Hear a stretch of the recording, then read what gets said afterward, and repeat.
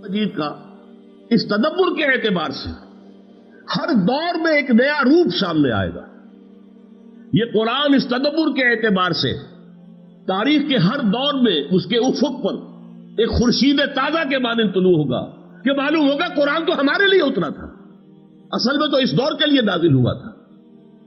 آپ جو کینیڈا میں جو ایمبریولوجی کے سب سے بڑے ماہر ہیں اور جن کی کتاب جو ہے ایمبریولوجی پر پوری دنیا میں سند مانی جاتی ہے، اس نے جب کہا قرآن مجید کو پڑھ کر میں حیران ہوں، آج سے 1400 برس قبل ایمبریولوجی کے یہ مراحل جو ہیں کس طریقے سے قرآن مجید کے اندر بیان کر دیے گئے، جبکہ ابھی نہ ڈسیکشن تھی نہ مائکروسکوپ تھا، کچھ بھی نہیں. اس اعتبار سے غور کیجئے. والعصر لفظی ترجمہ کیا ہے؟ زمانے کی قسم ہے. اور قسم جو ہے آپ جان لیجئے، ہم جب قسم کھاتے ہیں اس میں دو مفہوم موجود ہوتے ہیں لازماً. ایک تو یہ کہ ہم جس کی قسم کھا رہے ہیں اسے گواہ بنا رہے ہیں. اللہ کی قسم، میں جو کہہ رہا ہوں ٹھیک کہہ رہا ہوں، یعنی اللہ گواہ ہے. اللہ شہید بینی و بینکم. اور ظاہر بات ہے کہ وہ کوئی عظیم ہستی ہی کی قسم کھائی جائے گی. لیکن جب اللہ تعالیٰ قسم کھاتا ہے اس میں عظمت کا سوال نہیں ہوتا. اللہ سے عظیم تر تو کوئی شے نہیں، اس میں صرف گواہی ہوتی ہے. زمانہ گواہ ہے. اب زمانے کے لیے لفظ کون سا لائے؟ عصر. عجیب بات ہے، قرآن مجید میں عصر اور دہر اس دونوں پر صورتیں موجود ہیں. سورۃ العصر آپ پڑھ رہے ہیں، ہم سورۃ الدہر آپ کو معلوم ہے 29ویں پارے میں. دہر میں اور عصر میں کیا فرق ہے؟ یہ جدید فلسفے والے جانتے ہیں. ایک سیریل ٹائم ہے، وہ وقت جو گزر رہا ہے جس میں ماضی، حال اور مستقبل کی تقسیم ہوتی ہے. ایک ایبسولوٹ ٹائم یا پیور ڈیوریشن ہے، اس میں کوئی پیسج نہیں ہے، گزرنے کا سوال نہیں. عصر کہتے ہیں تیزی سے گزرنے والا زمانہ. اعصار کہتے ہیں بہت تیز جھٹکا، بڑی تیز آندھی، وہ اعصار ہے. یہ زمانہ بڑی تیزی سے گزر رہا ہے.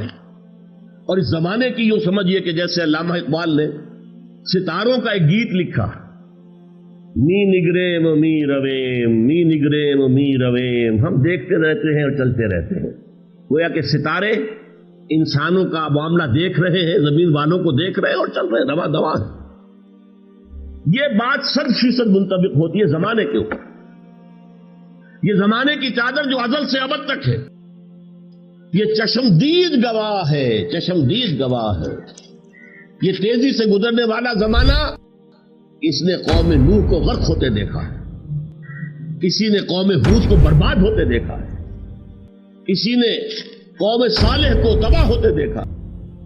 اس نے بڑی بڑی تہذیبیں دیکھی، پھر تہذیبوں کا خاتمہ دیکھا ہے. بڑی بڑی سلطنتیں دیکھی ہیں اور سلطنتوں کے پھر حصے بکھرے ہوتے دیکھے. یہ زمانہ چشمدید گواہ ہے اس بات کا کہ ان الانسان لفی خسر، یقیناً انسان خسارے میں ہے، گھاٹے میں ہے. اس لیے کہ تاریخ انسانی بتاتی ہے کہ سعادت کے دور بہت مختصر وقفوں کی شکل میں آئے اور باطل کا غلبہ دنیا میں بالعموم رہا ہے. اکثر و بیشتر باطل کا غلبہ رہا.